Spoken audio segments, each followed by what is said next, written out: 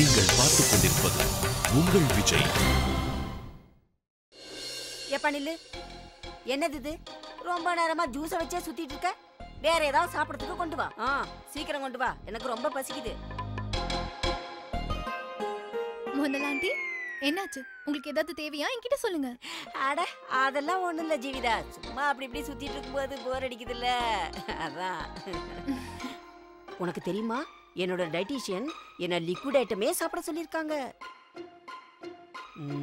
உனக்கு என்ன ஆச்சு? வந்ததுல இருந்து நானும் பாத்துக்கிட்டு இருக்கேன் உன்ன. இங்க இருந்து அங்க, அங்க இருந்து இங்கன்னு பட்டாம்பூச்சி மாதிரி படபடன்னு பறந்துகிட்டே இருக்கியே. கொஞ்சம் ரெஸ்ட் எடுக்க கத்துக்கமா. ஒரு நிமிஷமாவது ஓய்வு வேணுமா இல்லையா? என்ன ஆண்டி, கல்யாண வீடு இல்லையா? சும்மா உட்கார முடியுமா? ஓடி ஆடி வேலை பார்க்கணும்ல. அப்புறம் அப்படியே நான் 2 பக்கமும் இருக்கேன். மாப்பிள்ளை வீட்டு சைடாவும் அப்புறம் பொண்ணு வீட்டு சைடாவும் இருக்கேன். அதனால நான் டபுள் வேலை பார்க்க வேண்டியிருக்கு. அட ஜீவிதா, நான் சொல்ல வர்றத நீ புரிஞ்சுக்கோ. உன்னோட வயித்துல இன்னொரு உயிர் வளருதுல்ல, அந்த குழந்தைக்காக நீ கொஞ்சமாவது ரெஸ்ட் எடுக்கணுமா இல்லையா? அட என்னமாச்சு? நான் சும்மா ஆசையா அன்பா தான் உன்கிட்ட சொன்னேன். நான் சொல்றது சரிதானே? சொல்லு. அது மொனல், உங்ககிட்ட சொல்ல மறந்துட்டேன். ஜீவிதாக்கு அபார்ஷன் ஆயிடுச்சு.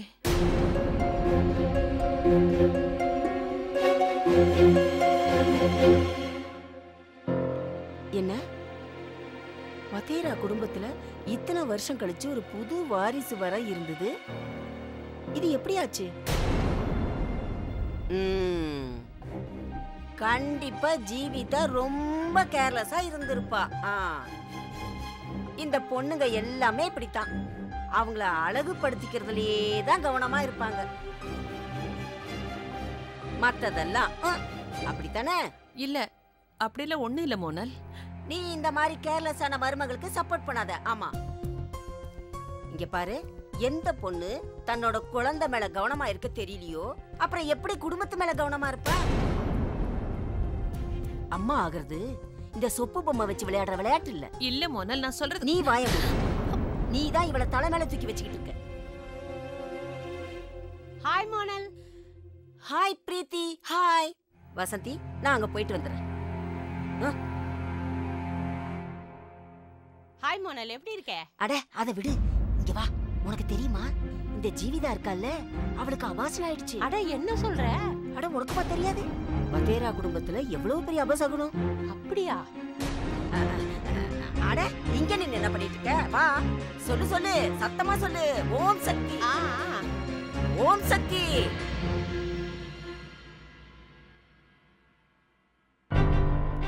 அத்தை, மத்தவங்க என்ன பத்தி என்ன யோசிச்சாலும் அத பத்தி எனக்கு எந்த கவலையும் இல்ல.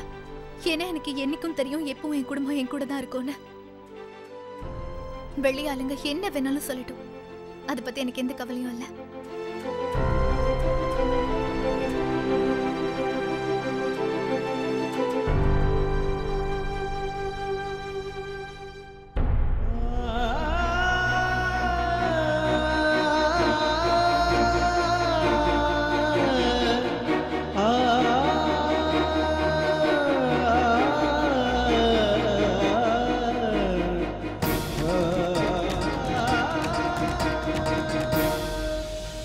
அங்க பிரசாதம் கொடுக்க போறாங்க. முதல்ல சாமி கும்பிட்டுட்டு அதுக்கப்புறம் பிரசாதம் சாப்பிடலாம். ஓகே, வா போலாம்.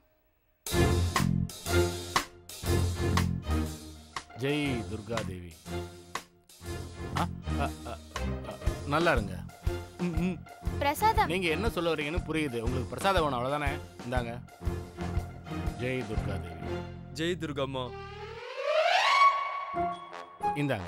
ஜெய் துர்கா தேவி. பிரசாதம். இப்பதான் 2 பேரும் கொடுத்தேன், திரும்பவும் கேக்குறீங்க? அது இவனுக்கு கொடுத்தீங்க. அக்கா, கீழே இறங்கு. பிரசாதம். கீழே இறங்கு. அக்கா. மாலதி அக்கா, இந்த பிரசாதத்தை சாப்பிடுங்க, டேஸ்டா இருக்கு. இல்ல அசோக், முதல்ல நான் ஒருத்தருக்கு பாவத்தோட பிரசாதத்தை கொடுக்கணும். அதுக்கப்புறம் தான் நான் இந்த பிரசாதத்தை சாப்பிடுவேன். 2 பேர் வாங்க, நான் சொல்றபடி கேளுங்க.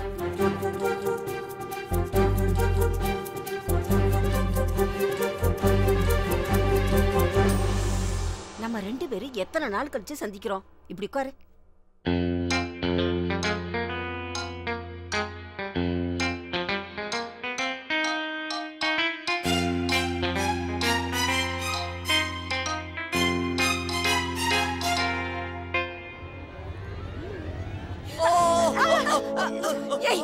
என்னடா பண்ண? ஏண்டா என்னடா இப்படி ஜூஸ் கொண்டாந்து என் புடையில கொட்டிட்ட? ஏண்டா நான் எப்பரா ஃபங்க்ஷன்ல நிக்க முடியும்? ஐயோ முதலாண்டி என்னாச்சு? இன்னும் என்ன நடக்கணும்? என்னடா மாதிரி வேலைக்காரனை வச்சிருந்தா இப்படி தான் நடக்கும். சாரி மொத்தத்தையும் வீணாக்கி வச்சிட்டான். ஆண்டி ஆண்டி ஆண்டி இவன் ஒன்னும் வேலைக்காரன் இல்ல ஆண்டி, இவன் என்னோட தம்பி. தம்பியா? ஓ அப்படின்னா இப்படித்தான் நடக்கும். வேலைக்காரன் செய்ய வேண்டிய வேலைய தம்பிக்காரன் செஞ்சா இப்படித்தான் இருக்கும். எவ்வளவு காஸ்ட்லி சாரிய வீணாக்கிட்டானே. ஆண்டி இதை விட காஸ்ட்லி சாரி நான் உங்களுக்கு தரேன் ஆண்டி. வாங்க வாங்க ஆண்டி. இருமா நான் என்னோட ஹேண்ட் பேக் எடுத்துக்கிறேன். வாங்க. வேண்டாம் இவன் என் தம்பி ஆண்டி. ஆண்டி நீங்க வாங்க. தாமு அசோக் 2 பேரும் இங்க இருந்து போங்க போங்க.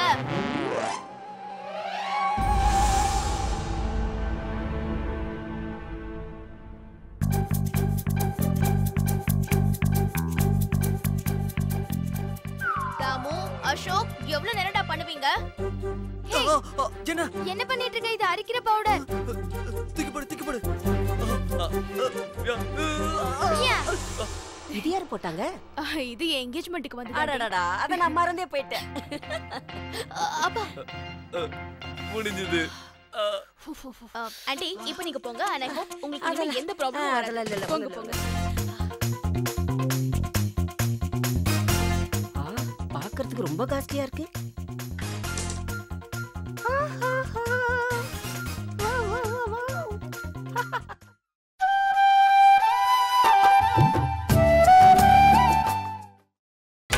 நீங்கள் பார்த்துக் கொண்டிருப்பது உங்கள் விஜய்.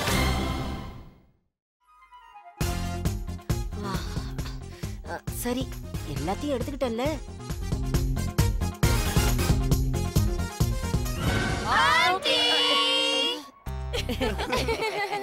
ஹலோ. அட ஆண்டி இந்த சாரில நீங்க ஐஸ்வர்யா ராய் மாதிரி இருப்பீங்கன்னு விளையாட்டுக்கு தான் சொன்னா, ஆனா அதை விட சூப்பராவே இருக்கீங்க ஆண்டி.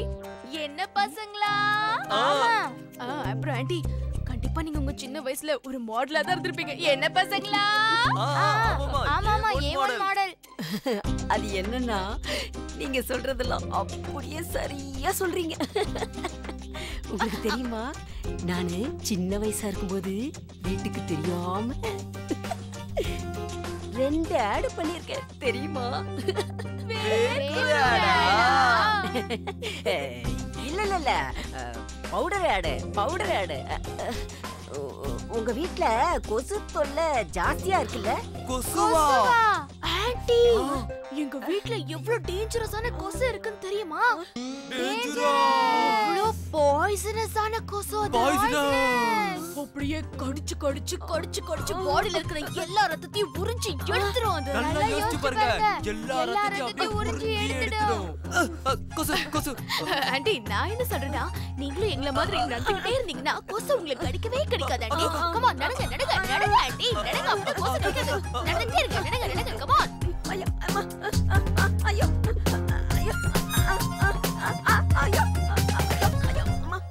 மொன்னலாண்டி என்னாச்சு? நல்லா இருக்கீங்களா? அட ஒண்ணு இல்ல, நீ உன் வேலையை போய் பாரு. நீங்க டென்ஷனா இருக்கிற மாதிரி இருக்கு. அட ஒண்ணு இல்ல, நீ உன் வேலையை பாரு. நீங்க இந்த மாதிரி நெளிஞ்சிட்டு இருக்கீங்க ஆண்டி. உங்க வீட்ல கொசு நிறைய இருக்கு, என்ன கடிக்குது. மேக்கப் பண்ணிட்டு இப்படி அப்படின்னு சுத்திட்டு இருக்கல, பெஸ்ட் கண்ட்ரோல் பண்ண மாட்டீங்களா? இந்த விஷயம் கூட உனக்கு தெரியாதா? அப்புறம் நான் இங்க இருந்தேன்னா என் பிஞ்சு உடம்பு சிகப்பா ஆயிடும். எனக்கு இன்னும் நிறைய வேலை இருக்குமா? ஐயோ நான் கிளம்புறேன். நான் வர மாட்டேப்பா. ஆண்டி மோனல் ஆண்டி, யாராவது அக்காவை ஏதாவது சொன்னா அவங்கள உண்டு இல்ல நாக்கிடுவேன். பெருசா வந்துட்டா அக்காவை கேள்வி கேட்கறதுக்கு.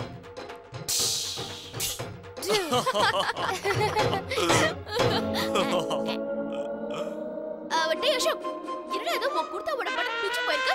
மாமா நான் உனக்கு தைச்சு நல்ல மாட்டேன். ஒரு நிமிஷம் வரேன். நான் இல்ல.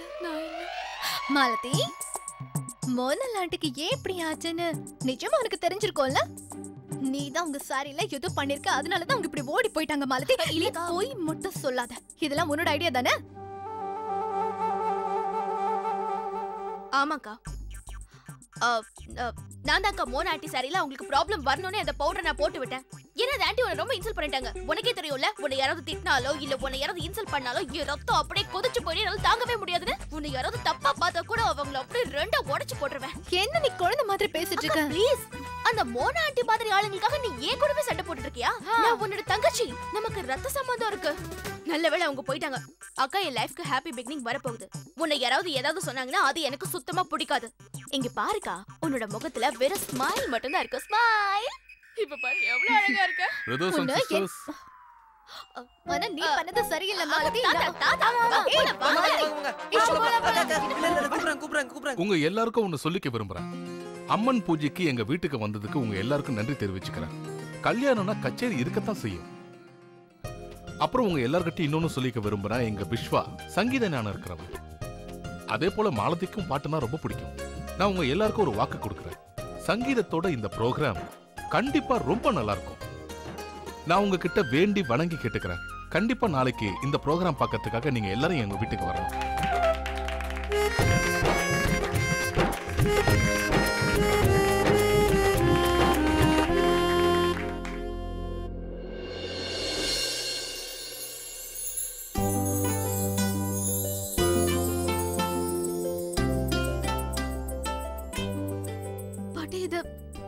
இது அப்பாவோட மோதிரம். இதை எதுக்காக கொண்டு வந்தீங்க? இந்த மோதிரத்தை விஸ்வாக்காக கொண்டு வந்திருக்கேன். உங்க அப்பாவோட ஞாபகார்த்தமா. உண்மையாவா பாட்டி? நீங்க இந்த மோதிரத்தை விஸ்வாக்கு கிஃப்ட் பண்ண போறீங்களா? ப்ரோக்ராம் முடிஞ்சதுமே நான் விஸ்வாவுக்கு கிஃப்டா கொடுக்க போறேன்.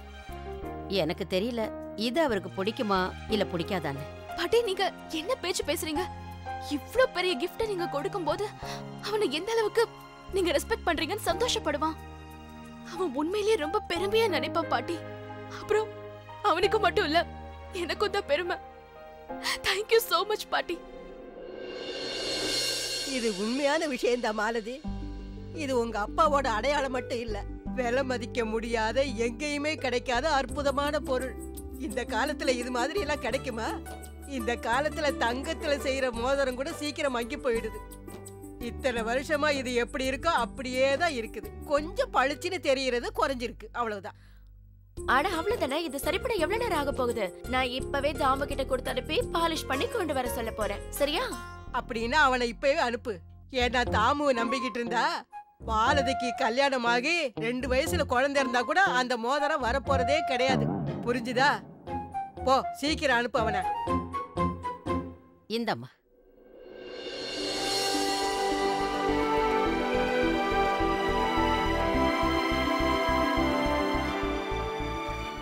இந்தாங்க சித்தி.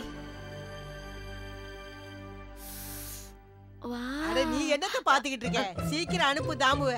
இப்பவே போறேன். சரி பெரிய பாட்டி, இப்போ பாட்டி விஸ்வாக்கு எவ்வளவு அழகான கிஃப்ட் கொடுத்திருக்காங்க. ஆனா விஸ்வா கூட சங்கீத் ஃபங்க்ஷன்ல நான் வெறும் கையோட உட்கார்ந்திருக்கிறது அவ்வளவு நல்லாவா இருக்கும்? அதனால ஏன் அடம் பிடிக்கிறீங்க? கொடுத்துருங்க, கொடுத்துருங்க உங்க வளையல. வந்துட்டா பெருசா, எதுக்கு கொடுக்கணும்? நான் இறந்து போனா கூட அப்பவும் இந்த வளையல உனக்கு நான் கொடுக்க மாட்டேன். பேயா மாறி வரப்போறேன். அப்புறம் காத் பார்க்கல, அது இந்த வளையல போட்டுக்கிட்டு பிரேமாச்சித்தியை பயமுத்துறதுக்கு உடனே வந்துரும். டங் டங் டங், பிரேமா நான் வந்துட்டேன்.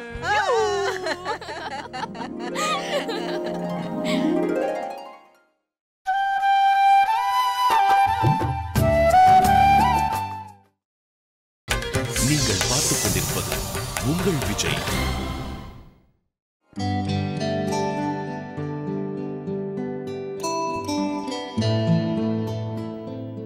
அக்கா,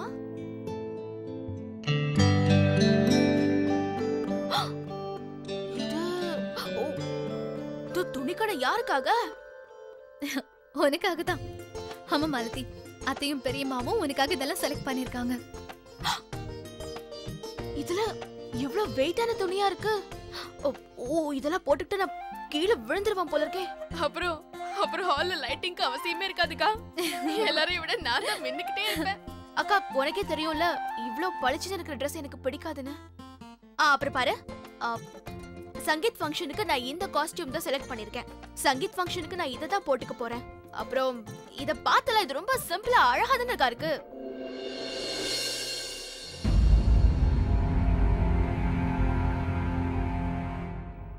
அக்கா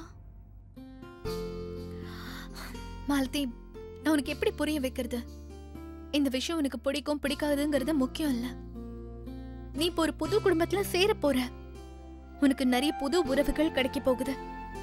அதனால நீ அவங்களோட ஃபீலிங்ஸ பத்தி கொஞ்சம் யோசிச்சு பார்க்கணும்ல. தெரியுமா உனக்காக எவ்வளோ அன்பா எவ்வளோ ட்ரெஸ்ஸஸ் செலக்ட் பண்ணிருக்காங்க. அத பத்தி எல்லாம் நீ கொஞ்சம் யோசிக்கணும்ல. அவங்க எடுத்த இந்த முடிவை நம்ம முடியாதுன்னு சொல்ல முடியாதுல்ல. மாலதி, உனக்கு தெரியுமா பார்ட்டில நிறைய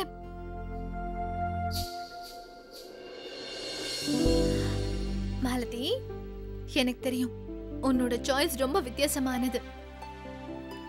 ஆனா நீ குடும்பத்துல இருக்கிறவங்க சாய்ஸ பத்தி நீ யோசிக்கணும் இல்லையா? இன்ஃபேக்ட் அவங்களோட சாய்ஸை விட நீ கொஞ்சம் ஜாஸ்தி யோசிக்க வேண்டியதா இருக்கும். எவ்வளவு சீக்கிரமா நீ இத பத்தி எல்லாம் புரிஞ்சுக்கிறியோ அவ்வளவு சீக்கிரம் இந்த குடும்பத்துல ஒன்னா சேர முடியும்.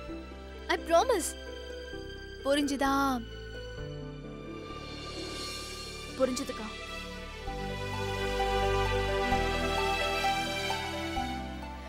இன்னொரு விஷயம். இப்ப என்னக்கா?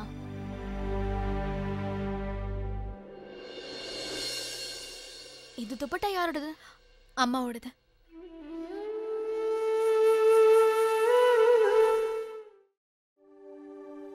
அம்மாவோட துப்பட்டாவா? ஆமா மாலதி, என்னோட கல்யாணத்துக்கு பாட்டி இந்த துப்பட்டாவை எனக்கு கொடுத்தாங்க. என்ன சொன்னாங்கன்னா, எப்பெல்லாம் நான் இந்த துப்பட்டாவை போட்டுப்பனோ அப்பெல்லாம் எனக்கு தெரியும் அவங்களோட நிழல் என் கூட இருக்கேன்னு. அவங்களோட கை என் தலைமையிலேயே இருக்கும். அப்புறம் உண்மையிலேயே எப்பெல்லாம் நான் இந்த துப்பட்டாவை போட்டுக்கிறேனோ அப்போ நான் எவ்வளவு சந்தோஷமா இருப்பேன்னு என்னால வார்த்தையால இப்ப உங்ககிட்ட சொல்ல முடியல. அப்பவே நான் யோசிச்சுட்டேன், எப்ப என்னோட தங்கச்சியோட கல்யாணம் நடக்குதோ அப்ப அவளுக்கு நான் இந்த துப்பட்டாவை கொடுக்கணும்னு. அக்கா, முதல்ல இந்த துப்பட்டாவை அம்மா போட்டிருந்தாங்க, அப்புறம் நீ. இன்னைக்கு இது என் கையில கிடைச்சிருக்கு. அண்ணாக்கா, என்னோட செல்ல அக்கா, நான் சொல்றது மட்டும் கொஞ்சம் கேளு ப்ளீஸ். ஃபங்க்ஷன்ல நான் எனக்கு பிடிச்ச ட்ரெஸ்ஸையே போட்டுக்கிறேனே, அப்புறம் இது கூட நான் அம்மாவோட துப்பட்டாவையும் போட்டுக்கிறேன். நல்லா இருக்கும், சூப்பர். மாலதி, நீ இந்த துப்பட்டாவை இங்க இருக்கிற எந்த ட்ரெஸ் கூட போட்டாலும் ரொம்ப நல்லா இருக்கும். இது மேட்ச் ஆகாம போறதுக்கு வாய்ப்பே இல்ல. நான் உங்ககிட்ட ஒரு விஷயம் சொல்றேன், உண்மையான சந்தோஷம் மத்தவங்களை சந்தோஷப்படுத்துறதுல தான் இருக்கு. அதனால உன்னோட பிடிவாதத்தை விட்டுரு ப்ளீஸ், என்னோட அன்பு தங்கச்சி. Oh oh okay, that's like my good girl.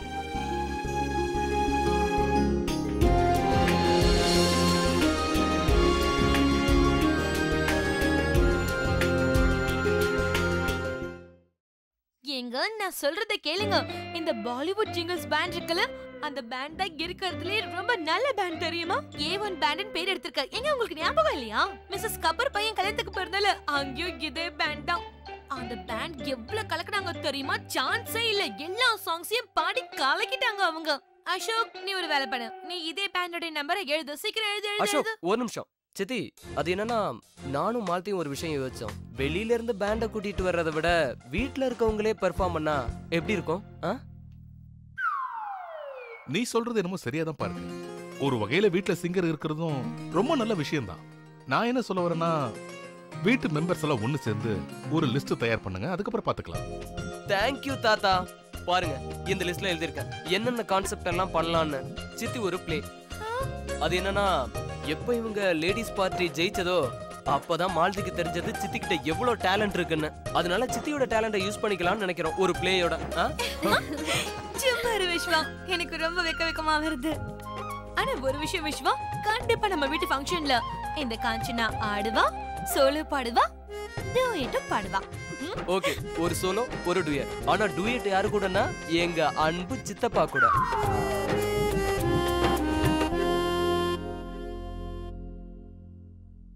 அப்புறம் நம்ம ரிஷிகேஷ் மாமா, நம்ம ரிஷிகேஷ் மாமி கூட. அப்புறம் நம்ம பசங்க பார்ட்டி அசோகன் தாமு. அப்புறம் நம்ம ராமர் சீதை அண்ணனும் அண்ணியும். சரி சரி நீங்க எப்படி பாட போறீங்கன்னு சொல்லிட்டா நான் டிஜே ரெடி பண்ணிடுவேன். டிஜேவா?